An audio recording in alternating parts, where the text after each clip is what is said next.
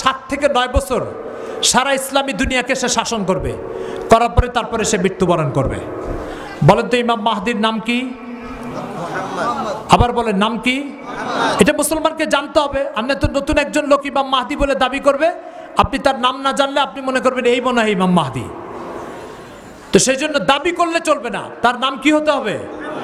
বাবার নাম কি হতে হবে? জন্ম কোথায় হতে হবে? মদিনায়। আত্মপ্রকাশ ঘটবে কোথায়? মক্কায়। এই পরিচয় যার সাথে মিলবে সেই ইমাম মাহদি, এই পরিচয় যার সাথে মিলবে না সে কখনো ইমাম মাহদি নয়। মির্জা গোলাম আহমদ কাদিয়ানী 50টার মতো দাবি করেছে, সেই দাবিরগুলির ভিতরে একটা দাবি হচ্ছে সেই ইমাম মাহদিও দাবি করেছে। এখন মির্জা গোলাম আহমদ কাদিয়ানীর নাম হচ্ছে গোলাম আহমদ। নাম কি? ইমাম মাহদি যে হবে তার নাম কি? মোহাম্মদ। মির্জা গোলাম আহমদ কাদিয়ানীর বাবার নাম গোলাম মুর্তজা। কি নাম? ইমাম মাহদির বাবার নাম কি? মির্জা গোলাম আহমদ কাদিয়ানী জন্মগ্রহণ করেছে ভারতের পাঞ্জাবে। ইমাম মাহদি জন্মগ্রহণ করবে কোথায়? মদিনায়। মির্জা গোলাম আহমদ কাদিয়ানী ভারত পাকিস্তান থেকে জীবনে কোনোদিন বের হয়নি। কোনোদিন এই নাপাককে আল্লাহ তাআলা মক্কা মদিনার পবিত্র শহরে ঢোকার অনুমতি দেয় নাই। সুতরাং এই নাপাক জীবনে কোনোদিন ভারত পাকিস্তান থেকে বের হয় নাই। আর ইমাম মাহদি আত্মপ্রকাশ করবে কোথায়? মক্কাতে। তো মক্কাতে সে তো কোনোদিন যাই নাই, তো সেই ইমাম মাহদি হবে কিভাবে? তো সেই জন্য ইমাম মাহদি যে হতে হবে তার সাথে এই 6টা আলামত মিলতেই হবে। এই 6টা আলামত মিলতেই হবে। 1 নম্বর তার নাম মোহাম্মদ, 2 নম্বর তার বাবার নাম আব্দুল্লাহ, 3 নম্বর সে মদিনাতে জন্মগ্রহণ করবে, 4 নম্বর সে মক্কাতে আত্মপ্রকাশ ঘটবে, 5 নম্বর সে 7 থেকে 9 বছর সারা পৃথিবী শাসন করবে, 6 নম্বর হচ্ছে হযরত ঈসা আলাইহিস সালাম আসমান থেকে নাজিল হবেন, ঈসা আলাইহিস সালামের সাথে তার সাক্ষাৎ ঘটবে। এই 6টা আলামত যার সাথে মিলবে সেই ইমাম মাহদি, এই 6টা আলামত যার সাথে মিলবে না সেই ইমাম মাহদি না। এখানে একটা কথা আপনাদেরকে বলে রাখি, আপনি যখন ইন্টারনেট ঘাঁটবেন আর ইউটিউব ঘাঁটবেন তখন দেখবেন কিছু কিছু বক্তারা বলে বেড়াচ্ছে আর মাত্র 2 বছরের মাথায় ইমাম মাহদির আগমন ঘটবে। কেউ কেউ বলছে যে এই বছরেই ঘটবে, কেউ বলতেছে 2020 সালে ঘটবে, কেউ বলছে 2024 সালে ঘটবে, কেউ বলছে 2025 সালে ঘটবে। এগুলোর কোনোটার ভিত্তি হাদিস দ্বারা সমর্থিত নয়। এগুলো কোনোটা হাদিস দ্বারা সমর্থিত নয়। মনে রাখতে হবে প্রত্যেক মুসলমানকে, আল্লাহ রসুল বলেছেন ইমাম মাহদি আসবে। 2020-এ আসবে না 19-এ আসবে, 24-এ আসবে না 25-এ আসবে, এরকম কোনো কথা আল্লাহ রসুল বলে যান নাই। সেই জন্য আল্লাহ রসুলের কথা অনুযায়ী আমরা বিশ্বাস করি ইমাম মাহদি আসবে। কিন্তু কবে আসবে এই প্রশ্ন যখন করা হবে তখন আমাদের সবাইকে বলতে হবে আমরা জানি না ইমাম মাহদি কবে আসবে। আমরা জানি না ইমাম মাহদিকে আল্লাহ তাআলা কবে পাঠাবেন। যেদিন পাঠাবেন সেদিন সে আসবে। 2020 সালে আসবে, 25 সালে আসবে, এটা বলার কোনো সুযোগ নেই। কেন? এটা যদি আমরা বলি, ধরেন কিছু লোক এটা বলা শুরু করছে যে 2020 সালে আসবে। এখন 2020 পার হয়ে চলে গেছে, ইমাম মাহদি আসলো না। এখন কিছু লোক সন্দেহ করবে যে একজন বলে 19-এ আসবে, একজন বলে 20-এ আসবে, কই আসলো না। তো অবশেষে আল্লাহ রসুলের কথার মধ্যে তার সন্দেহ ঢুকবে। বলেন আল্লাহ রসুলের কথার মধ্যে সন্দেহ ঢুকলে ইমান থাকবে? ইমান থাকবে? ইমান থাকবে না। এখন ভুল করলো কে? ভুল করলো আমাদের সমাজের লোক। আর সন্দেহ ঢুকতেছে কার কথার মধ্যে? আল্লাহ রসুলের কথার ভিতরে। এখন আমার বক্তব্যের কারণে আল্লাহ রসুলের কথাকে মানুষ সন্দেহের দৃষ্টিতে দেখবে, এটা কোনো মুসলমানের জন্য সম্ভব? সম্ভব না। এই জন্য ইমাম মাহদি 20-এ আসবে না 30-এ আসবে, 24-এ আসবে না 25-এ আসবে, এটা বলার এজাজত আর অনুমতি কোনো মুসলমানের নাই, কোনো আলেমের নাই, কোনো বিশেষজ্ঞর নাই। ফলে কোনো ইউটিউবে, কোনো ফেসবুকে যদি আপনারা দেখেন ইমাম মাহদি এত সালে আসতেছে এই কথা লেখা আছে, চোখ বুজে বলবেন এটা ভিত্তিহীন, এটা হাদিস সমর্থন করে না এটাকে। তো যে কথা বলতেছিলাম যে ইমাম মাহদি আসলে তার 6টা আলামতের সাথে মিলাতে হবে, তারপরে বিশ্বাস করতে হবে এই ব্যক্তি ইমাম মাহদি। মির্জা গোলাম আহমদ কাদিয়ানীর এই 6 আলামতের একটা আলামতও মিলে নেয়, তারপরে সে ইমাম মাহদি বলে দাবি করছে। এটা প্রতারণা, ধোঁকাবাজি, এটা কুফরি, এটা ইসলামের বহির্ভূত কাজ এটা। এরপরে যে দাবিটা সে করেছে, সে খোদা হওয়ার দাবিও করেছে, সে খোদার স্ত্রী হওয়ার দাবিও করেছে, সে মরিয়মের মতো মরিয়ম হওয়ার দাবিও করেছে। এরপরে এমন কিছু উদ্ভট দাবিও আছে, সেগুলো যদি আপনাদেরকে বলি তা আপনারা হাসতে হাসতে পেটে নাড়িও ব্যথা হয়ে যাবে আপনাদের। তো যে কথা বলতেছিলাম যে মির্জা গোলাম আহমদ কাদিয়ানী একজন প্রতারক। কাদিয়ানী সম্প্রদায় তাদের দাওয়াত ইন্টারনেটে ব্যাপকভাবে ছড়াচ্ছে। কোন মুসলমান যাতে ইন্টারনেটে এই সমস্ত দাওয়াত পেয়ে প্রতারিত হয়ে ঈমান হারা না হয়, এটা মুসলমানকে সতর্ক থাকতে হবে। এই জন্য আজকে ইসলামের অনেক গুরুত্বপূর্ণ বিষয় থাকা সত্ত্বেও সেই বিষয়গুলো বাদ দিয়ে আজকে এই বিষয়ের অবতারণা কেন করা হলো? এই বিষয়ের অবতারণা এই জন্য করা হলো যে এই বিষয়টা দিয়ে আজকের অসংখ্য মুসলমান ঈমান হারা হয়ে, মুরতাদ হয়ে, কাদিয়ানি হয়ে কবরে যাচ্ছে। এরপর হযরত ঈসা আলাইহিস সালাম আগমন করবেন, ওনার সম্পর্কে কিছু বলি আপনাদেরকে। হযরত ঈসা আলাইহিস সালাম, হাদিস শরীফের বক্তব্য অনুযায়ী মুসলিম শরীফ কিতাবুল ফিতানে আছে, হযরত ঈসা আলাইহিস সালাম আসমান থেকে দুইজন ফেরেশতার কাঁধে ভর দিয়ে সিরিয়ার রাজধানী দামেস্কে জামে মসজিদের ছাদে অবতরণ করবেন। যখন তিনি ছাদে অবতরণ করবেন, অবতরণ করার পরে ছাদের থেকে নিচে নামবেন, তখন ফজরের নামাজের টাইম হবে। তো ফজরের নামাজের ইমামতি করার জন্য তখন ওই মসজিদে হজরতে ইমাম মাহদি রাদিয়াল্লাহু তাআলা আনহু, উনি ফজরের ইমামতি করার জন্য ওই মসজিদে তখন হাজির থাকবেন। ঈসা আলাইহিস সালাম মসজিদের ছাদের থেকে অবতরণ করে নিচে নামবেন। নামার পরে যখন মসজিদের ভিতরে প্রবেশ করবেন, তো ইমাম মাহদি ঈসা আলাইহিস সালামকে বলবেন, আসেন ইমামতি করেন। তখন ঈসা আলাইহিস সালাম বলবে যে ইমামুকুম মিনকুম, তোমাদের ইমাম তোমাদের মধ্যে অন্তর্ভুক্ত, তোমাদের ইমাম তোমাদের অন্তর্ভুক্ত, মানে তোমাদের ইমাম তোমাদের থেকে হবে, আমি নয়।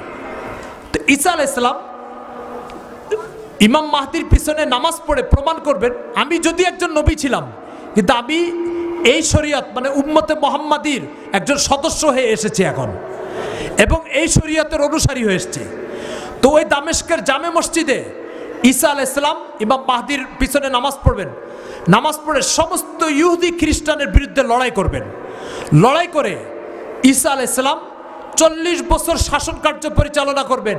করার পরে তারপরে তিনি মদিনাতে ইন্তেকাল করবেন। আল্লাহ রসুলের কবরের পাশে আরো দুটো কবর আছে, জানেন তো আপনারা না? কার কার কবর? আবু বকর আর ওমর রাদিয়াল্লাহু তাআলার কবর। ওখানে আরেকটা কবরের জায়গা খালি আছে, ওই খালি জায়গা হযরত ঈসা আলাইহিস সালামের কবর হবে। তো এই হচ্ছে ঈসা আলাইহিস সালাম। আসবেন কোথায় বলেন তো?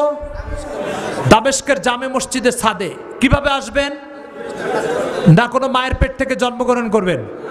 এই নালায়েক খবিস অপদার্থ মির্জা গোলাম মোহাম্মদ কাদিয়ানি মায়ের পেটে জন্মগ্রহণ করে বলতেছে আমি ঈসা আলাইহিস সালাম। আর হাদিসে আসছে ঈসা আলাইহিস সালাম ফেরেশতার কাঁধেও চড়ে তারপরে দুনিয়াতে অবতরণ করবেন।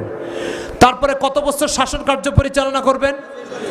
মির্জা গোলাম মোহাম্মদ কাদিয়ানি সারা জীবন ইংরেজের গোলামি করে গেছে, সে কোন একদিন কোন এলাকার শাসন কার্য পরিচালনা করেনি, তো সে ঈসা আলাইহিস সালাম হবে কিভাবে? এরপরে ঈসা আলাইহিস সালাম ইহুদি খ্রিস্টানের সাথে লড়াই করবেন। মির্জা গোলাম মোহাম্মদ কাদিয়ানি সারা জীবন ইহুদি খ্রিস্টানের পদলোহন করে গেছে, পা চেটে গেছে। এই হচ্ছে অবস্থা। তো এই জন্য মির্জা গোলাম মোহাম্মদ কাদিয়ানি নিঃসন্দেহে একজন প্রতারক, ধোঁকাবাজ। 1908 সালে 26শে মে লাহোরে কলেরা রোগে আক্রান্ত হয়ে এই খবিস অপদার্থের দুনিয়া থেকে বিদায় নিয়েছে। এই খবিস অপদার্থের কথা আপনাদেরকে বলি। 1906 সালের 25শে জুলাই এই অপদার্থের একটা পত্রিকাতে এই কবিতা বের হয়েছে, মোহাম্মদ ফের উতার আয়ে হাম্মে আগে সে বড়কর আপনি শান মে, মোহাম্মদ দেখনে হো জিসনে আকমল গোলাম আহমদ কো দেখিয়ে কাদিয়ান মে। যে মোহাম্মদ দুনিয়াতে আবার এসছে, তার মানে বলতে যাচ্ছে যে মোহাম্মদ সাল্লাল্লাহু আলাইহি ওয়াসাল্লাম 1400 বছর আগে যে এসেছিলেন সে তো এক মোহাম্মদ আছে, মির্জা গোলাম আহমদ কাদিয়ানি নাকি আরেক মোহাম্মদ, নাউজুবিল্লাহি মিন যালিক। এই মোহাম্মদ আবার আগের মোহাম্মদ চেয়ে সামনে বেড়ে গেছে, মানে আগের মোহাম্মদ অপূর্ণাঙ্গ ছিল আর এই মোহাম্মদ নাকি পূর্ণাঙ্গ। আগের মোহাম্মদ নাকি অসম্পূর্ণ ছিল, এই মোহাম্মদ সম্পূর্ণ মোহাম্মদ। বলো পূর্ণাঙ্গ মোহাম্মদকে কেউ যদি দেখতে চাও তাহলে ভারতের পাঞ্জাবের কাদিয়ানে এসে তাকে দেখে যাও। এই কবিতা একজন লিখে কাদিয়ানির সামনে দিছে, কাদিয়ানি এটা দেখে অনেক খুশি হয়েছে, তাকে দোয়া দিছে। এই কবিতা সে তার ঘরের ভিতরে ঝুলায় রাখছে। মুসলমানকে ভাবতে হবে মোহাম্মদ সাল্লাল্লাহু আলাইহি সাল্লামকে যে ব্যক্তি অপূর্ণাঙ্গ মোহাম্মদ মনে করে, যে ব্যক্তি অসম্পূর্ণ মোহাম্মদ মনে করে, সে মুসলমান আছে না না এটা ফয়সালা করতে হবে। মুসলমান আছে সে? ইসলামের মধ্যে আছে সে? নাই। তাহলে মির্জা গোলাম মোহাম্মদ কাদিয়ানিকে যে ব্যক্তি কাফের মনে করবে না, সে ব্যক্তির ইমানের মধ্যে সন্দেহ আছে। এই জন্য আমাদের সবাইকে এই কথা বলতে হবে। স্লোগান, প্রত্যেক মুসলমানকে স্লোগান মুখস্থ করতে হবে, আল্লাহর পরে আল্লাহ ছাড়া মালিক নাই, মোহাম্মদের পরে নবী নাই। বলেন আল্লাহ ছাড়া মালিক নাই, মুহাম্মাদের পরে নবী নাই।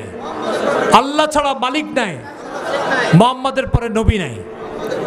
1922 সালের কাদিয়ানীদের একটা পত্রিকা আল ফাজল, এই পত্রিকাতে একটা বক্তব্য আসছে। সে বক্তব্যের ভিতরে কাদিয়ানী এক নেতা বলতেছে, প্রত্যেক ব্যক্তির আধ্যাত্মিকতার জগতে উন্নতি সাধন করতে পারে এবং অনেক উচ্চ মর্যাদা পেতে পারে।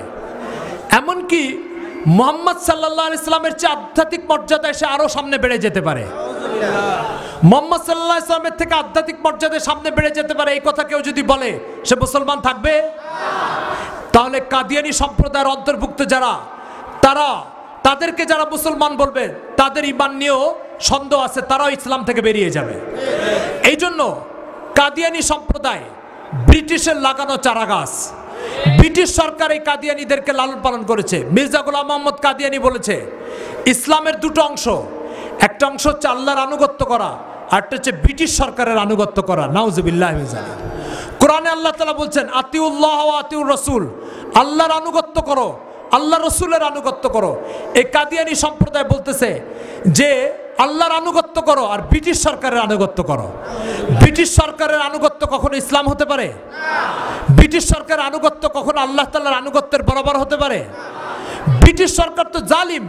এই উপমহাদেশে কোটি কোটি মুসলমানকে, আলিম ওলামাকে হত্যা করেছে, মাদ্রাসা মসজিদ ধ্বংস করেছে।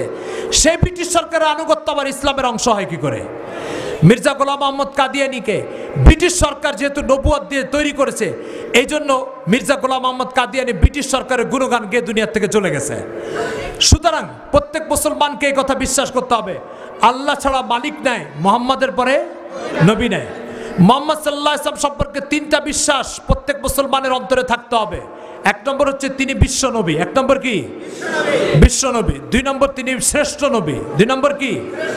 শ্রেষ্ঠ নবী। তিন নম্বর তিনি শেষ নবী। তিন নম্বর কি? শেষ নবী। আবার বলেন কি কি? মুহাম্মদ সাল্লাল্লাহু আলাইহি ওয়াসাল্লাম এক নম্বর, দুই নম্বর, তিন নম্বর শেষ নবী। চারটা জিনিস সম্পর্কে বিশ্বাস করতে হবে যে এই চারটা জিনিস শেষ, এরপরে এগুলোর আর কিছু নাই। এক নম্বর, ইসলাম হচ্ছে শেষ দিন।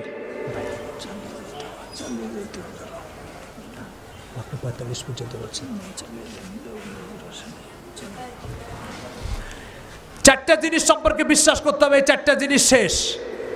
এক নম্বর হচ্ছে ইসলাম শেষ দিন। ইসলাম কি? কোরআন শেষ কিতাব। কোরআন কি? শেষ কিতাব। এই উম্মত শেষ উম্মত। এই উম্মত কি? শেষ উম্মত। আর মুহাম্মদ সাল্লাল্লাহু আলাইহি ওয়াসাল্লাম শেষ নবী। মুহাম্মদ সাল্লাল্লাহু আলাইহি ওয়াসাল্লাম কি? এই চারটা জিনিস শেষ, এরপরে আর এগুলোর কিছু নাই।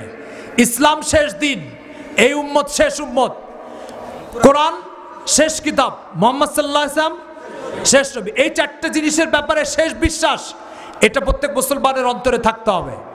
যদি কোনো মুসলমানের অন্তরে এই বিশ্বাস না থাকে তাহলে সে ইসলাম থেকে বেরিয়ে যাবে। তো আমাদের কথা ছিল যে ইসলামের সমস্ত আমল কয় প্রকার বলেন তো? আপনারা ভুলে গেছেন তাই না? দুই প্রকার। এক নম্বর কি? হাত পায়ের কাজ। আরেক নম্বর কি? দিলের কাজ। দিলের কাজের ভিতরে কয়টা অংশ আছে? তিনটা অংশ আছে। কি কি? তৌহিদ, আবার বলেন তৌহিদ, রিসালাত, আখিরাত।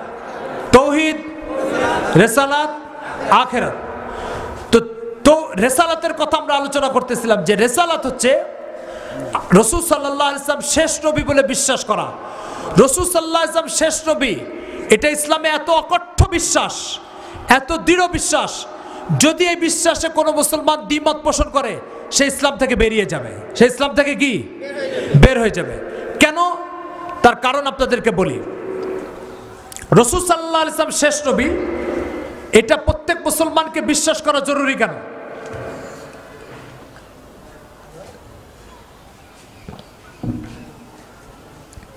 রাসূলুল্লাহ সাল্লাল্লাহু আলাইহি সাল্লাম আদম আলাইহিস সালাম থেকে যে নবুয়ত শুরু হয়েছে সেই নবুয়ত রাসূল সাল্লাল্লাহু আলাইহি সাল্লামের কাছে এসে শেষ হয়ে গেছে। রাসূল সাল্লাল্লাহু আলাইহি সাল্লামের পরে আর কোন নবী দুনিয়াতে আসবে এটা যদি কোনো মুসলমান বিশ্বাস করে তাহলে তার ঈমান কেন নষ্ট হয়ে যাবে এটা আপনাদেরকে বলি।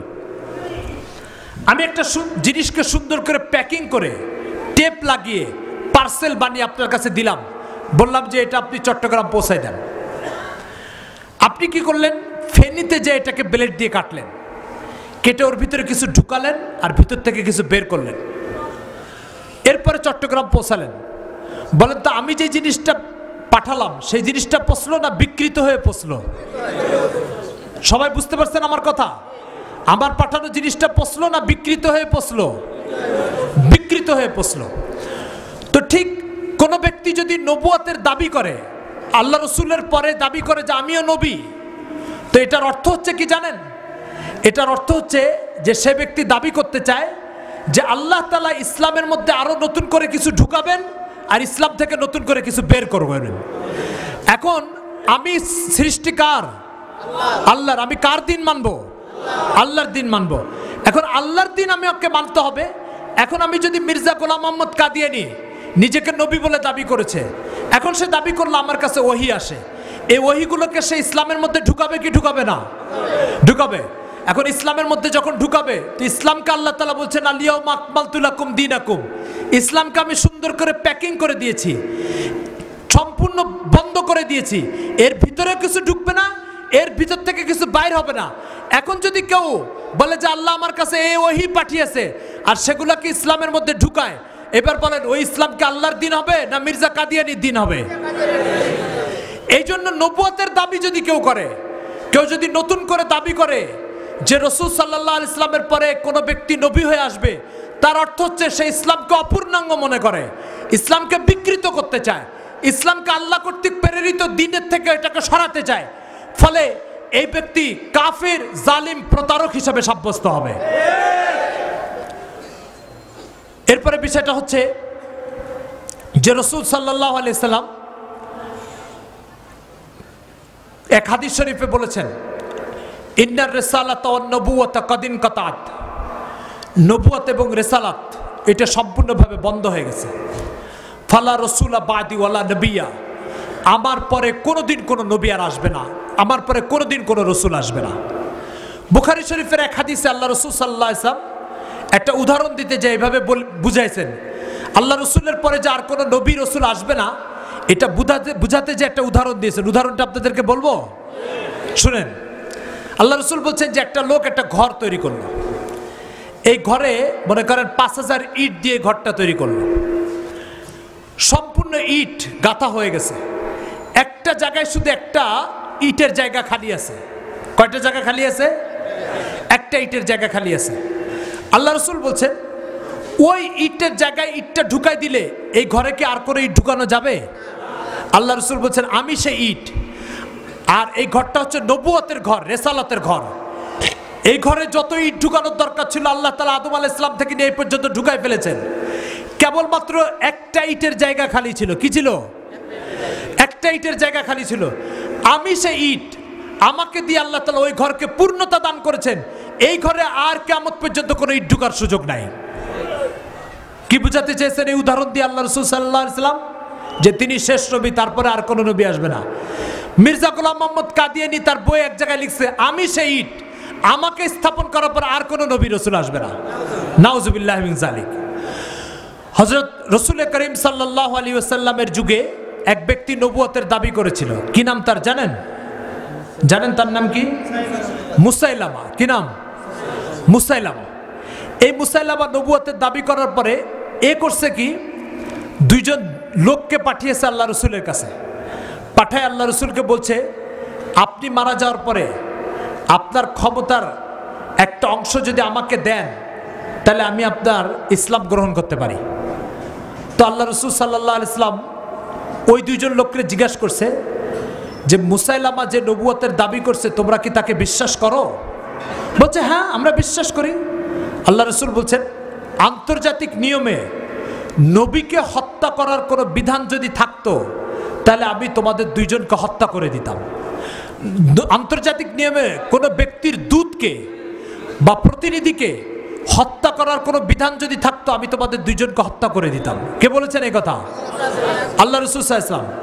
তাহলে মুসাইলামা যে ভণ্ড নবী, প্রতারক, তার দুইজন অনুসারীকে যদি আল্লাহ রাসূল হত্যা করতে চান তাহলে প্রতারক নবীকে যদি হাতের কাছে পেতেন তাহলে কি করতেন বলেন? আপনারা কি আমার কথা বুঝতে পারছেন? তাহলে প্রশ্ন হচ্ছে যে আল্লাহ রসুল তার দুধকে হত্যা করতে চেয়েছেন, ইসলামে এটা কত স্পর্শকাতর আর কত জঘন্য কাজ নবুয়তের দাবি, যে কোনো ব্যক্তি নবুয়তের দাবি করেছে তার দুধকে আল্লাহ রসুল মেরে ফেলতে চেয়েছেন। ফলে মিথ্যা নবুয়তের দাবিদারকে কি করতেন বলেন? এই জন্য মুহাম্মদ সাল্লাল্লাহু আলাইহি ওয়াসাল্লামের পরে কোনো ব্যক্তি যদি নবুয়তের দাবি করে, চোখ বুজে বলে দিবেন এই ব্যক্তি কি ভণ্ড, প্রতারক, দাজ্জাল। এরপরে আবু বকর রাদিয়াল্লাহু তাআলা আনহু শাসন ক্ষমতা আসলো। আল্লাহ রসুলের পরে কে শাসন ক্ষমতা আসছে? আবু বকর রাদিয়াল্লাহু তাআলা। আবু বকর রাদিয়াল্লাহু তাআলা যখন শাসন ক্ষমতা আসলেন, তখন এই মুসাইলামা কে? ভণ্ড নবুয়তের দাবিদার। বর্তমানে সৌদি আরবের রাজধানী রিয়াদের পাশে একটা জায়গা আছে ইয়ামামা, এই ইয়ামামাতে সে বসবাস করত। তো এখানে আবু বকর রাদিয়াল্লাহু তাআলা একটা সৈন্যবাহিনী পাঠালেন এই মুসাইলামাকে হত্যা করার জন্য। মুসাইলামার অনুসারী ছিল 40,000। কত? 40,000 অনুসারী ছিল। এই 40,000 অনুসারীকে মোকাবেলা করে, এদের সবাইকে হত্যা করে, মুসাইলামাকে মাটিতে দাফন করে, তারপর আবু বকর রাদিয়াল্লাহু তাআলার বাহিনী ওই ইয়ামামা থেকে মদিনাতে ফিরে এসেছে। সুবহানাল্লাহ।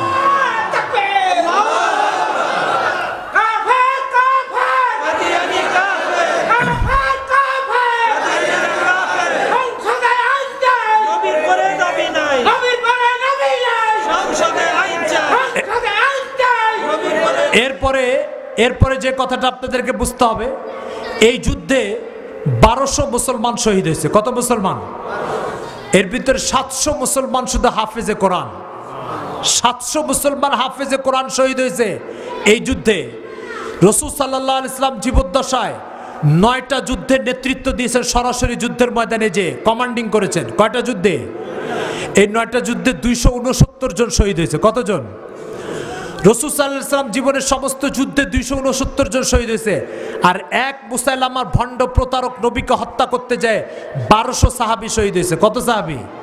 1200 সাহাবী। বিষয়টা কত গুরুত্বপূর্ণ আপনারা বুঝতে পেরেছেন? এই জন্য কাদিয়ানীদের মুসলিম সমাজে কোনো স্থান নাই।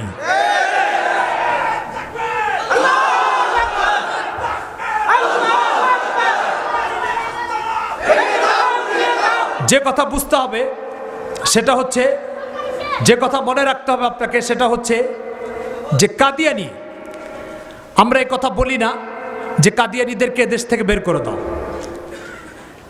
এদেশে হিন্দুরা বসবাস করে, খ্রিস্টানরা বসবাস করে, আমাদের কোনো আপত্তি আছে? কাদিয়ানিরা বসবাস করুক, আমাদের কোনো আপত্তি নেই। আমাদের আপত্তি হচ্ছে একটা জায়গায়, আমাদের আপত্তি হচ্ছে একটা জায়গায়, সেটা হচ্ছে কাদিয়ানীরা মুসলমান পরিচয় দিয়ে থাকতে পারবে না। মুসলমান পরিচয় দিয়ে কেন থাকতে পারবে না? কাদিয়ানীরা ধোঁকাবাজি করে বলে যে আপনারা রাষ্ট্রের কাছে আমাদেরকে অমুসলিম ঘোষণার দাবি জানান। রাষ্ট্রের কাছে অমুসলিম ঘোষণার দাবি জানাবেন কেন? আমরা তো কোরআন হাদিসের আলোকে মুসলমান। রাষ্ট্র আমাদেরকে অমুসলিম ঘোষণা করার কি এখতিয়ার রাখে? প্রশ্ন হচ্ছে, রাষ্ট্র কাউকে মুসলমানও বানায় না, কাফেরও বানায় না। কাফের আর মুসলমান হয় কোরআন হাদিসের আলোকে। কিসের আলোকে? রাষ্ট্র এটা ঘোষণা দেয়। কি দেয়? ঘোষণা দেয়। কিভাবে? আপনাদের এই রাস্তায় একটা মিষ্টির দোকান আছে। এখন এক মিষ্টির দোকান যদি ভেজাল মিষ্টি তৈরি করে, রাষ্ট্র কি এটা তাকে তাকে দেখবে না কিছু বলবে তাকে? ভেজাল মিষ্টি তৈরি করে যদি পিওর এবং নির্ভেজাল মিষ্টি হিসাবে এটাকে মার্কেটে চালানোর চেষ্টা করে, জনগণকে ভেজাল খাবার থেকে বাঁচানোর জন্য রাষ্ট্রের কোনো দায়িত্ব আছে কি নাই? তো ঠিক তেমনি ভাবে ইসলাম নয় এরকম কোন মতাদর্শকে যদি ইসলাম বলে চালানোর চেষ্টা করে, তাহলে এই ভেজাল ধর্ম থেকে জাতিকে বাঁচানো এটা রাষ্ট্র সরকারের দায়িত্ব। সুতরাং ভেজাল খাবার থেকে বাঁচানো রাষ্ট্রের যেমন দায়িত্ব, ভেজাল ধর্ম থেকে, প্রতারণা থেকে বাঁচানো এটাও রাষ্ট্রের দায়িত্ব। ফলে কোনো ব্যক্তি যদি সাইনবোর্ড লাগায় এখানে ছাগলের গোশত বিক্রি করা হবে, নিচে ছাগলের গোশত বিক্রি করতে পারে, কোনো আপত্তি নেই। সাইনবোর্ড লাগালে এখানে শূকরের গোশত বিক্রি হবে, বাস্তবে সে শূকরের গোশত বিক্রি করতেছে, কোনো আপত্তি নেই। আপত্তি হচ্ছে ওই ব্যক্তিকে নিয়ে যে সাইনবোর্ড লাগাইছে ছাগলের গোশত বিক্রি হবে, নিচে শূকরের গোশত বিক্রি করতেছে, এই ব্যক্তি নিয়ে আপত্তি আছে। কাদিয়ানি কুফরি মতবাদ, কাদিয়ানি কুফরিকে প্রচার করতেছে, কাদিয়ানি ইসলামের স্বতঃসিদ্ধ আকীদা ও বিশ্বাস, খতমে নবুয়ত, মুহাম্মদ সাল্লাল্লাহু আলাইহি ওয়াসাল্লামের পর আর কোনো নবী আসবে না, এই কথা প্রচার করতেছে, এই কথা মুসলমানকে বিশ্বাস করাচ্ছে। ফলে কাদিয়ানি শিরোনাম লাগাইছে ইসলামের, শিরোনাম লাগাইছে মুসলমানিত্বের, আর নিচে কুফরির প্রচার করে এই কুফরি মুসলমানকে বিশ্বাস করাচ্ছে, এটা মুসলমান মেনে নিতে পারে না। ফলে ফলে কেউ যদি শুকরের গোশত বিক্রি করার জন্য সরকারের কাছে অনুমতি চায়, সরকার অনুমতি দিক, আমাদের কোনো আপত্তি নেই, সরকারের কোনো আপত্তি থাকার কথা নাই। এদেশে অনেক খ্রিস্টান আছে তারা শুকরের গোশত খায়, অনেক হিন্দু আছে তারা শুকরের গোশত খায়, খেতে পারে। কাদিয়ানি তাদের ধর্মকে কুফর বা অন্য যে কোনো নামে প্রচার করুক, আমাদের কোনো আপত্তি নাই, কিন্তু কাদিয়ানি তাদের ধর্মকে ইসলামের নামে প্রচার করতে পারবে না। ইসলামের নামে যদি প্রচার করে তার অর্থ হচ্ছে বিক্রি করতেছে শুকরের গোশত, নাম দিছে এটা ছাগলের গোশত বিক্রি হয়। এদেশের প্রধানমন্ত্রী, এদেশের স্বরাষ্ট্রমন্ত্রী, এদেশের ক্ষমতায় যারা আছে তারা মুসলমান না অমুসলিম? মুসলমান। তারা নবী মোহাম্মদকে শ্রেষ্ঠ নবী বলে বিশ্বাস করে না করে না? করে। মির্জা গোলাম মোহাম্মদ কাদিয়ানি, তার এক বই আছে তাস্কেরা, তার 519 নম্বর পৃষ্ঠায় আর 280 নম্বর পৃষ্ঠায় বলেছে, যারা আমাকে বিশ্বাস করে না তারা সবাই কাফের, যারা আমাকে বিশ্বাস করে না তারা সবাই কাফের। মির্জা গোলাম মোহাম্মদ কাদিয়ানি তার বইতে লিখেছে, যারা আমাকে বিশ্বাস করে না তারা সবাই জারজ সন্তান। আমাদের জানা মতে এদেশের প্রধানমন্ত্রী মুসলমান, এদেশের স্বরাষ্ট্রমন্ত্রী মুসলমান, এদেশের প্রশাসনে যারা আছে সবাই মুসলমান। যদি সবাই মুসলমান হয়ে থাকে, তারা কেউ যদি মির্জা গোলাম মোহাম্মদ কাদিয়ানিকে বিশ্বাস করে না থাকে, তাহলে বলেন মির্জা কাদিয়ানির ভাষায় তারা মুসলমান না কাফের? তো মির্জা কাদিয়ানি তো আমাদের প্রধানমন্ত্রী স্বরাষ্ট্রমন্ত্রীকে কাফের বলে গেল, প্রধানমন্ত্রী স্বরাষ্ট্রমন্ত্রী মির্জা কাদিয়ানিকে, প্রধানমন্ত্রী স্বরাষ্ট্রমন্ত্রী মুসলমান হওয়া সত্ত্বেও তাকে কাফের বলে গেল। আর স্বরাষ্ট্রমন্ত্রী প্রধানমন্ত্রী ওনারা মির্জা কাদিয়ানি গোষ্ঠীরা কাফের হওয়া সত্ত্বেও তাদেরকে কাফের বলতে আপত্তি কেন?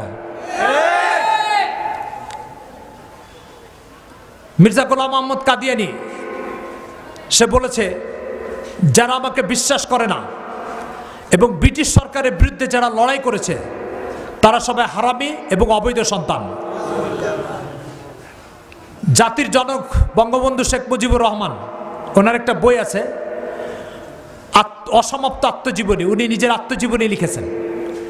এই আত্মজীবনীতে উনি স্পষ্টভাবে কয়েকটা জায়গায় লিখেছেন, আমি পড়েছি, যে ব্রিটিশ সরকারের পরাজিত হওয়ার খবর শুনলে আমাদের কাছে অনেক আনন্দ লাগত এবং ব্রিটিশের বিরুদ্ধে তিনি নিজেও আন্দোলন সংগ্রাম করেছেন 1947-এর আগে। প্রশ্ন হচ্ছে, ব্রিটিশ সরকারের বিরুদ্ধে যদি বঙ্গবন্ধু যুদ্ধ করে থাকে, লড়াই করে থাকে, আন্দোলন ও সংগ্রাম করে থাকে, মির্জা কাদিয়ানির ফতোয়া অনুযায়ী ব্রিটিশের বিরুদ্ধে যারা সংগ্রাম করেছে তাদেরকে সে হারামি বলেছে, তাহলে এদেশের জাতির জনককে কি বলা হলো? কে বললো এটা? মির্জা কাদিয়ানি। সুতরাং এই সরকারের উচিত, আর কোনো সরকারের কাছে না, এই সরকারের কাছে, এই সরকারের উচিত অন্তত এই অপরাধে ব্রিটিশ সরকারের বিরুদ্ধে সংগ্রামকারীদেরকে হারামি বলার অপরাধে, এই অপরাধে কাদিয়ানি সম্প্রদায়কে এদেশে অমুসলিম ঘোষণা করা উচিত।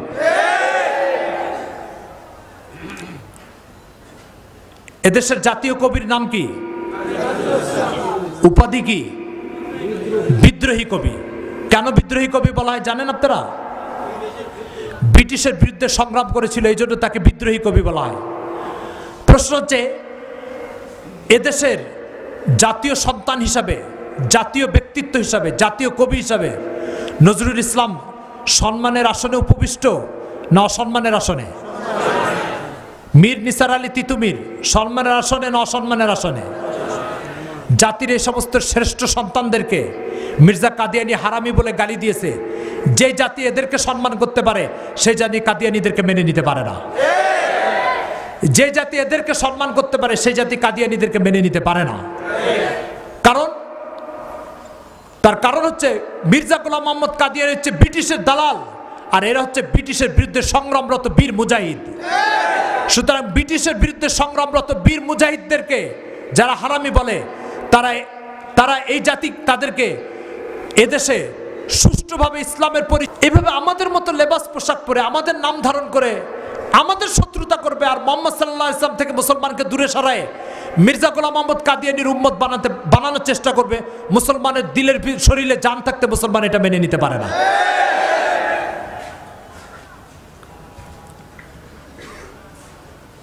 মুহাম্মদ সাল্লাল্লাহু আলাইহি ওয়াসাল্লামের সাথে আমাদের যে বন্ধন, এই বন্ধন কি কোনো সাধারণ বন্ধন?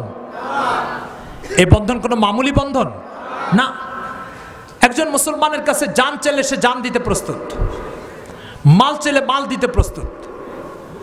একজন মুসলমানের কাছে তার ইজ্জত আবরু চাইলে তার ইজ্জত আবরু দিতে প্রস্তুত। কিন্তু একজন মুসলমান মুহাম্মদ সাল্লাল্লাহু আলাইহি ওয়াসাল্লামের সাথে বেঈমানি আর মুহাম্মদ সাল্লাল্লাহু আলাইহি ওয়াসাল্লামকে কটাক্ষ করা হবে আর মুহাম্মদ সাল্লাল্লাহু আলাইহি ওয়াসাল্লামের নবুয়ত নিয়ে সিনেমিনি খেলা হবে, এটা কোনো মুসলমান মেনে নিতে প্রস্তুত নয়। কাদিয়ানীরা যে কাজটা করেছে সেই কাজটা হচ্ছে মুহাম্মদ সাল্লাল্লাহু আলাইহি ওয়াসাল্লামকে নিয়ে কটাক্ষ করেছে। মুহাম্মদ সাল্লাল্লাহু আলাইহি ওয়াসাল্লামের নবুয়তের পরে আরেকটা নবুয়তের দাবি করে এই উম্মতকে মির্জা কাদিয়ানীর উম্মত বানানোর চেষ্টা করতেছে, আর মুহাম্মদ সাল্লাল্লাহু আলাইহি ওয়াসাল্লাম থেকে এই উম্মতকে ছিন্ন করার চেষ্টা করতেছে। এই ধরনের সম্প্রদায়কে অতীত মুসলমান মেনে নেয়নি, মধ্যযুগের মুসলমানও মেনে নেয়নি, শেষ যুগের মুসলমানও মানার জন্য প্রস্তুত নয়।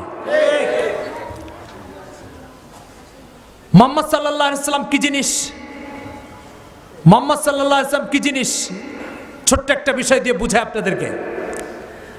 রাসূল সাল্লাল্লাহু আলাইহি ওয়াসাল্লামের এক সাহাবীকে কাফিররা ধরে নিয়ে গেছে, হত্যা করবে। হত্যা করার আগে বলতেছে এই শুলের মধ্যে তোমাকে, এই শুলিতে তোমাকে চড়ানো হবে, তুমি যদি একটা কথা বলতে পারো তাহলে তোমাকে রেহাই দেওয়া হবে। বলছে কি কথা বলেন? বলছে কথা হচ্ছে তুমি বলবা শুধু আমার জায়গায় মুহাম্মদ সাল্লাল্লাহু আলাইহি ওয়াসাল্লামকে এনে শুলিতে চড়ান আর আমাকে ছেড়ে দেন, এতটুকু কথা যদি বলতে পারো তোমাকে ছেড়ে দেওয়া হবে। উনি বলতেছেন দেখেন আমার জন্য তো এতটুকু কথা বলা সম্ভব নয় যে মুহাম্মদ সাল্লাল্লাহু আলাইহি ওয়াসাল্লামের পায়ে কাটা ফুটবে আর আমাকে রেহাই করে দেওয়া হবে, এতটুকু কথা আমার জন্য বলা সম্ভব নয়। এরপরে উনি কাঁদতেছেন, চোখ দিয়ে পানি আসতেছে। তো বলছে তুমি কাঁদতেছো কেন? জানের মায়া? বলছে না না, জানের মায়া না। বলছে তাহলে কেন কাঁদতেছো?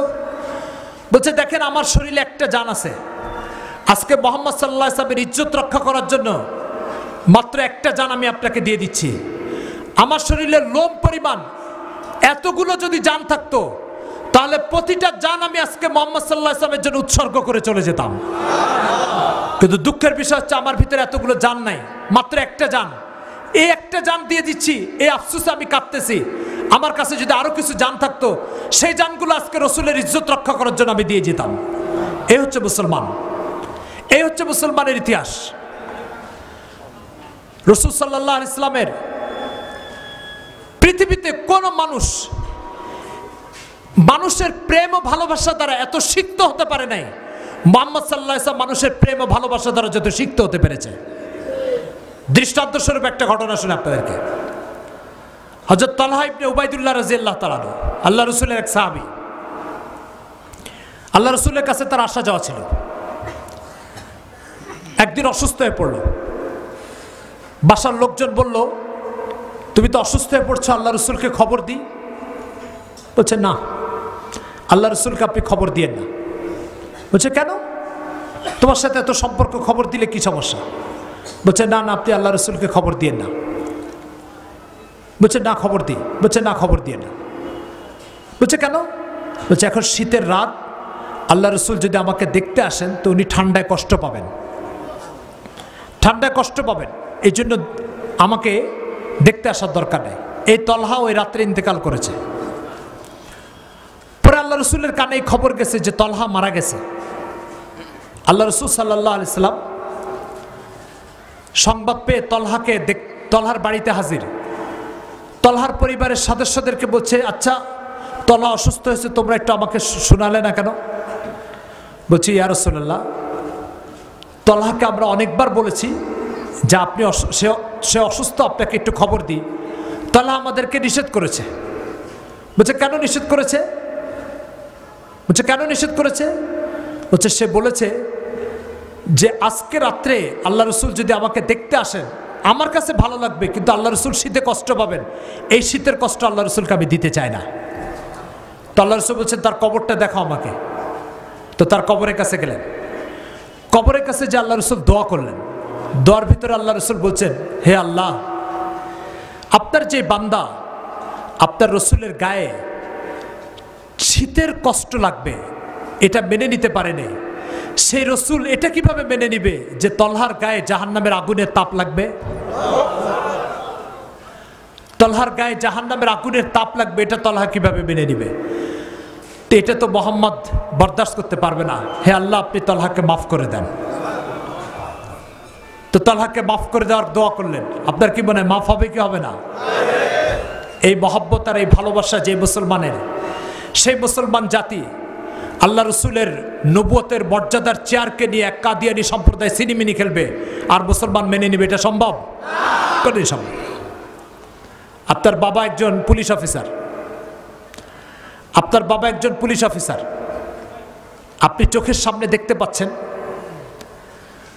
যে আপনার বাবার বৈধ চেয়ার নিয়ে আরেকজন টানাটানি করতেছে। আপনি এই দৃশ্য দেখে চুপ করে বসে আছেন। যে টানাটানি করতেছে সে অবৈধভাবে টানাটানি করতেছে, আর আপনার বাবার জন্য চেয়ারটা সরকার বৈধভাবে দিয়েছে। আপনি যদি এই দৃশ্য তাকায় তাকায় দেখেন, আপনি সুসন্তান না কুসন্তান? কোন সুসন্তান বাবার বৈধ চেয়ার নিয়ে টানাটানি করবে এই দৃশ্য দেখে বসে থাকতে পারে? মুহাম্মদ সাল্লাল্লাহু আলাইহি সাল্লামের জন্য আল্লাহ তাআলা একটা চেয়ার বরাদ্দ করেছেন। এই চেয়ারের নাম হচ্ছে খতমে নবুয়ত। কি চেয়ার? এটা আল্লাহ রসুলের জন্য সম্মানের মর্যাদার একটা প্রতীক। এই খতমে নবুয়তের চেয়ার আল্লাহ তাআলা ইজ্জতের এই চেয়ার দান করেছেন কাকে? মুহাম্মদ সাল্লাল্লাহু আলাইহি ওয়াসাল্লামকে। অপদার্থ, বেঈমান, প্রতারক মির্জা গোলাম আহমদ কাদিয়ানী এই চেয়ার নিয়ে টানাটানি শুরু করেছে। যদি আমি আপনি এই দৃশ্য দেখে চুপ করে বসে থাকি, আপনি সুউম্মত না কুউম্মত কিসের দাবি করবেন? আপনি মুহাম্মদ সাল্লাল্লাহু আলাইহি ওয়াসাল্লামের চেয়ার নিয়ে কাদিয়ানীরা টানাটানি করবে আর মুসলমান এটা দেখে চুপ করে বসে থাকবে। এই মুসলমান আল্লাহ রসুলের প্রকৃত উম্মত হতে পারবে না। আল্লাহ রসুলের প্রকৃত উম্মত হতে পারবে না। আল্লাহ রসুলের খতমে নবুয়তের চেয়ার নিয়ে টানাটানি করবে। এই দৃশ্য দেখার পরে ওইভাবে জ্বলে উঠতে হবে যেভাবে আবু বকর জ্বলে উঠেছিল, ওইভাবে জ্বলে উঠতে হবে। আপনার জীবনের সামনে মুহাম্মদ সাল্লাল্লাহু আলাইহি ওয়াসাল্লামের তিনটা অনুগ্রহ আপনাকে ভোগ করতে হবে, নতুবা আপনার কোনো উপায় নাই। এক নম্বর অনুগ্রহ, কবরে যাওয়ার পরে কয়টা প্রশ্ন হবে? তার ভিতরে একটা প্রশ্ন হবে অমান নবিয়ুকা। প্রশ্ন হবে কিনা? কি অর্থ এটার? তোমার নবীকে, তোমার নবীকে রাসূল সাল্লাল্লাহু আলাইহি ওয়াসাল্লামের চেহারা দেখায় বলা হবে এই ব্যক্তিকে চিনো। তখন আপনি যদি ওই ব্যক্তিকে চিনেন তাহলে বলতে হবে হ্যাঁ আমি চিনি। আর যদি মুহাম্মদ সাল্লাল্লাহু আলাইহি ওয়াসাল্লামের সাথে আপনার রক্তের, মুহাম্মদ সাল্লাল্লাহু আলাইহি ওয়াসাল্লামের সাথে আপনার বন্ধন ছিন্ন হয়ে যায়, তাহলে আপনি এই চেহারা দেখে বলতে পারবেন না যে এই ব্যক্তিকে আমি চিনি। তো মুহাম্মদ সাল্লাল্লাহু আলাইহি ওয়াসাল্লামকে চেনা আজীবনের জন্য কবরের আযাব ক্ষমা হওয়ার জন্য আপনার অপরিহার্য শর্ত। যদি মুহাম্মদ সাল্লাল্লাহু আলাইহি ওয়াসাল্লামকে আপনি না চিনেন তাহলে ওই কবরে আপনাকে, ওই কবরে আপনার যে শাস্তি শুরু হবে সেটা কিয়ামতের বিচারের দিন পর্যন্ত চলতে থাকবে। দুই নম্বর, হাদিস শরীফ আসছে আল্লাহ রাসূল বলেছেন যে আকাশে মাথার উপরে আধা হাত উপরে সূর্য আসবে। বিষয়টা কি শীত লাগবে না গরম লাগবে? কতটুকু গরম লাগবে বলেন তো? কতটুকু গরম লাগবে? অনেক গরম। এই যে গরমটা লাগবে, এই গরম লাগার পরে, এই গরমটা লাগার পরে ওই সময় পানির পিপাসা লাগবে কি লাগবে না বলেন? তো আল্লাহ তাআলা হাউজে কাউসার দান করেছেন রাসূল সাল্লাল্লাহু আলাইহি ওয়াসাল্লামকে। সে হাউজে কাউসার থেকে পানি পান করে এই পিপাসা নিবারণ করতে হবে। এই হাউজে কাউসার কার দায়িত্বে? রাসূল সাল্লাল্লাহু আলাইহি ওয়াসাল্লামের দায়িত্ব। আল্লাহ তাআলা বলেছেন ইন্না আতাইনা কাল কাউসার, আমি আপনাকে হাউজে কাউসার দান করেছি, আমি আপনাকে হাউজে কাউসার দান করেছি। এই হাউজে কাউসার থেকে প্রত্যেক ব্যক্তিকে পানি পান করে কিয়ামতের দিনের পিপাসা নিবারণ করতে হবে। এই হাউজে কাউসার কার হাতে বলেন? কে এখানকার পানি পান করতে পারবে? যে ইমানদারি রক্ষা করেছে আল্লাহ রসুলের সাথে না বেঈমানি করেছে? যে ইমানদারি রক্ষা করেছে সে এই হাউজে কাউসার থেকে পানি পান করতে পারবে। তিন নম্বর, কিয়ামতের দিন সমস্ত মানুষকে যখন কবর থেকে উঠানো হবে, হাদিস শরীফ আসছে 50,000 বছর তখন অপেক্ষা করতে হবে বিচারের জন্য। কত বছর? কে বলেছেন এই কথা? আল্লাহ রসুল বলেছেন। মাঝে মাঝে মিথ্যা কথা বলে? কে বলেছেন এই কথা? আল্লাহ রসুল বলেছেন। এই 50,000 বছর অপেক্ষা করার পরে সবাই পেরেশান যে জান্নাতে যায় আর জাহান্নামে যায়, বিচার শুরু হয়ে যায়। জেলখানায় দুই ধরনের আসামি থাকে। এক ধরনের আসামি থাকে যাদের বিচার হয়ে সাজা হয়ে যায়, আরেক ধরনের আসামি থাকে যাদের বিচার চলতে থাকে। এদেরকে বলে ইউটি আসামি। ইউটি আসামি মানে আন্ডার ট্রায়াল আসামি। কি আসামি বলে? পৃথিবীতে সমস্ত মানুষ 50,000 বছর এইভাবে বিচারের জন্য আন্ডার ট্রায়াল থাকবে, বিচারের সম্মুখীন অপেক্ষা করবে। বিচার শেষ হতে হতে কত বছর লাগবে সেটা তো পরের কথা, বিচারের আগে 50,000 বছর। কত বছর? এই 50,000 বছর বিচারের জন্য অপেক্ষা করতে হবে। মানুষ যন্ত্রণা, ক্লান্তি আর অস্বস্তিতে বিরক্ত হয়ে একবার আদম আলাইহিস সালামের কাছে যাবে, একটু আল্লাহর কাছে যায় বলেন বিচারটা যেন শুরু করুক। আরেকজন যে কিছু দল যে ঈসা আলাইহিস সালামের কাছে বলবে, কিছু দল যে মুসা আলাইহিস সালামের কাছে বলবে। অবশেষে সবাই এসে বলবে আজকের দিন সুপারিশ করার একমাত্র ক্ষমতা কে রাখে? মুহাম্মদুর রাসূলুল্লাহ সাল্লাল্লাহু আলাইহি সাল্লাম। সে ছাড়া আল্লাহর কাছে সুপারিশের অধিকার আজকার কেউ রাখে না। সমস্ত মানুষ এবার যে কার কাছে সুপারিশ করবে? মুহাম্মদ সাল্লাল্লাহু আলাইহি সাল্লামের কাছে। সারা পৃথিবীর সমস্ত নবীর সমস্ত উম্মত যে আল্লাহ রসুলের কাছে সুপারিশ করবে যে আল্লাহর কাছে একটু বলেন যাতে বিচার শুরু হয়ে যাক। আল্লাহ রসুল সেজদায় পড়ে যাবেন। সেজদায় পড়ে আল্লাহর কাছে আবেদন করতে করতে তারপরে বিচার শুরু হবে। এরপর আল্লাহ বলছেন কুল্লুহু মাতিহি ইয়াউমাল কিয়ামাতি ফারদা। প্রত্যেককে আল্লাহ তাআলার কাছে এক একজন করে ডেকে ডেকে হিসাব নেওয়া হবে। এক একজন করে ডেকে ডেকে হিসাব নেওয়া হবে। বিষয়টা এত সোজা নয় যেভাবে আমি আপনি দুনিয়ার জীবন চালাচ্ছি আর চলতেছি, বিষয়টা এইভাবে নয়, অনেক কঠিন বিষয়। এরপরে এক একজন করে হিসাব নিতে নিতে হিসাব চলতে থাকবে চলতে থাকবে। ওই টাইমে আল্লাহ রাসূল সাল্লাল্লাহু আলাইহি ওয়াসাল্লাম তার গুনাহগার উম্মতের জন্য সুপারিশ করবেন। সুবহানাল্লাহি ওয়া বিহামদি। কার জন্য সুপারিশ করবেন? গুনাহগার উম্মতের জন্য। কে সুপারিশ করবেন? কে সুপারিশ করবেন? রাসূল সাল্লাল্লাহু আলাইহি ওয়াসাল্লাম। তাহলে একটা হচ্ছে কবরে, একটা কি ভাই? কবরে। আরেকটা হচ্ছে কোথায়? হাউজে কাউসার। আরেকটা কোথায়? আরেকটা কোথায়? বিচারের ময়দানে। এই তিন জায়গা আল্লাহ রাসূল সাল্লাল্লাহু আলাইহি ওয়াসাল্লামের অনুগ্রহ আর দয়া আপনাকে পেতে হবে। পেতে হবে কিনা? এই জন্য দুনিয়াতে যে সম্পর্ক আল্লাহ রসুলের সাথে প্রতিষ্ঠিত হয়েছে, এই সম্পর্ক রাসূল সাল্লাল্লাহু আলাইহি ওয়াসাল্লামের সাথে মওত পর্যন্ত অটুট রাখার চেষ্টা করেন, যদি আপনি এই তিন জায়গা আল্লাহ রসুলের সুপারিশ আর দয়া পেতে চান। আমার কথা কি বুঝাইতে পারছি? আল্লাহ আমাদের সবাইকে বুঝার ও আমল করার তৌফিক দান করেন। তো যে কথা বলতেছিলাম কাদিয়ানী সম্প্রদায় সম্পর্কে মনে থাকবে ইনশাআল্লাহ। আল্লাহ ছাড়া মালিক নাই। মুহাম্মাদের পরে আল্লাহ ছাড়া, মুহাম্মাদের পরে নবী না। আল্লাহ আমাদের সবাইকে মানার তৌফিক দান করেন।